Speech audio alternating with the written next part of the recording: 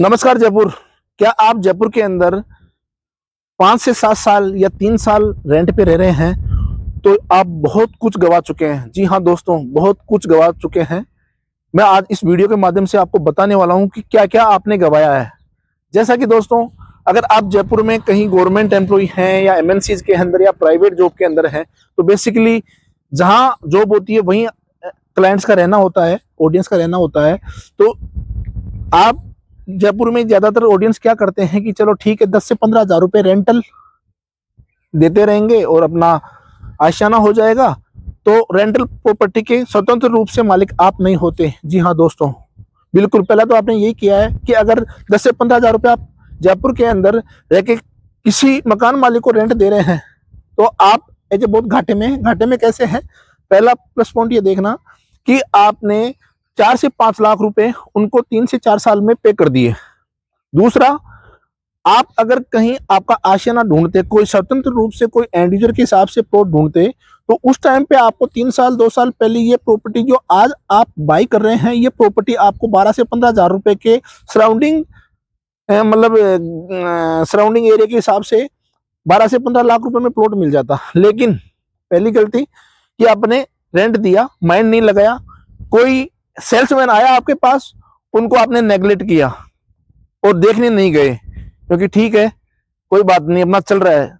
लेकिन जैसे जैसे खर्चे बढ़े, बच्चे बड़े हुए, बच्चों की फीस लगी या और खर्चे आए, तो फिर अचानक से याद आया कि क्या होता है कि शर्मा जी ने मकान बनाया या सिंह साहब ने मकान बनाया, तो अपने को याद हो जाता है कि इनका मकान बन रहा तो अपना क्यों नहीं।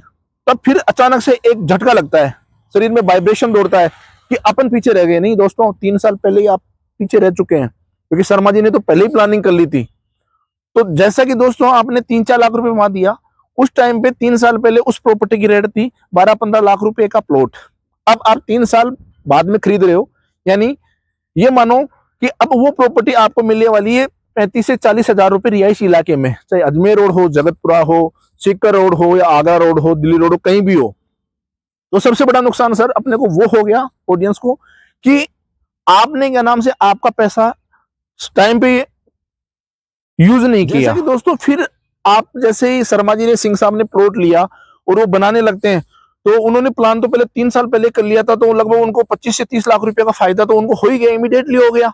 फिर आप भगते हैं, फिर उस टाइम पे क्या करते हैं, किसी सेल्समैन को या कोई मार्केटिंग फर्म को या वाया वाया किसी न किसी माध्यम से आप विजिट करने जाएंगे। फिर उस टाइम पे आपको कई सी चीजें मतलब माइंड में होती है कि अपने को मिले नहीं मिले, या तो फिर आप किसी रिलेटिव या कोई फ्रेंडशिप सर्किल के अंदर या कोई वाया वाया कंपनी का पूरा डेटा चेक नहीं करते हैं, डॉक्यूमेंट्स की फॉर्मेलिटीज पूरी चेक नहीं करते हैं, और आपको विजन क्या होता है कि हमें बना के रहना है। तो बिल्डर हमेशा ये कहता है कि आपको इसमें 12 महीने में बनने लायक प्रोजेक्ट बना के दे देते हैं, लेकिन होता नहीं है, बिल्कुल अलग होता है। जब आप उसका पट्टा या रजिस्ट्री करा के फ्री हो जाते हैं, उसके बाद में वो चीजें बहुत लंबी हो जाती है। वो कैसे, आप बनाने जाते हो तो वहां पे ना तो आपको डेवलपमेंट मिलता, ना जो बिल्डर ने चीजें आपको बताई वो भी नहीं मिलती। तो सबसे पहले मैं ये कहूंगा कि आप पहले उस प्रॉपर्टी को पूरा एक बार ढंग से विजिट करें, देखें, और जैसा कि किस टाइप से लेनी चाहिए वो मैं आपको बता देता हूं। जैसा कि प्रोजेक्ट 100 फीट रोड पे हो, 60 फीट पे हो या एंट्री 40 फीट पे रोड पे हो, वो चल सकती है। लेकिन डेवलपमेंट अगर कम हुआ या नहीं हुआ वो नहीं चलेगा दोस्तों, क्योंकि सुविधाओं में हमेशा मिलनी चाहिए और मिलती रहनी चाहिए, फर्क होता है। जैसे कि देखो, पूरा ग्रीनरी होना चाहिए, सुबह वॉकवे के लिए पूरा ग्रीनरी होना चाहिए, वॉकवे फुटपाथ पूरा होना चाहिए, पानी की लाइनें आप सामने देख रहे हैं ये होनी चाहिए, प्रॉपर सामने की तरफ देखेंगे डामर रोड्स वगैरह सारी होनी चाहिए। रात को पूरे प्रोजेक्ट में लाइट रहने के लिए, सन लाइट होने के लिए ये रोड लाइट होनी चाहिए, क्लब हाउस होना चाहिए, पानी की टंकियां होनी चाहिए, फुटपाथ होने चाहिए, सीवरेज लाइनें सामने दे रखी है, वाटर हार्वेस्टिंग होना चाहिए। ऑलमोस्ट मैं आपको बता रहा हूँ, इलेक्ट्रिसिटी फीडर बॉक्स होने चाहिए, ताकि आपको इलेक्ट्रिसिटी प्रॉपर रूप में आपको अंडरग्राउंड रहे। तो ये सारी चीजें आपको रेरा की वेबसाइट पे जाके डॉक्यूमेंट्स पे चेक करनी चाहिए, कितने दिन में हो जाएगी। तो जैसा कि फिर दूसरी बात आती है कि चलो ठीक है रेंटल दे रहे हैं, तो मानता हूँ 40% क्लाइंट्स का इतना बजट नहीं होता कि वो अफोर्ड कर पाए। तो उसके लिए क्या होता है कि बैंक आपकी आईटीआर डॉक्यूमेंट्स भी देखता है। तो उसमें आपको जरूरत पड़ती है बिल्डर की तरफ से 100% एग्रीमेंट वैल्यू की। तो जैसा कि दोस्तों जो बिल्डर होते हैं जयपुर के अंदर कोई एक या दो ग्रुप है मेरी नजर के अंदर जो 100% एग्रीमेंट वैल्यू देते हैं। बाकी इसमें प्रॉपर्टी लाइन में जब तक ए पार्ट और बी पार्ट नहीं होता तब तक काम नहीं चलता। तो वो बंदा जिसके पास जयपुर में 10-15 हजार रुपए रेंट देके रह रहा है उसका लोन नहीं हो पाता। तो उस कंडीशन में कई कंपनियां ऐसी होती है 100% एग्रीमेंट वैल्यू देती है, 80 से 85% तक आपको लोन अवेलेबल करा के दे देती है। जैसे कि 30 लाख का प्लॉट हुआ, आपको लगभग 7 से 8 लाख रुपए देना है, बाकी का 80-85% तक लोन करवा दिया। तो ये सारी चीजें कंसेप्ट वो फुलफिल करते हैं।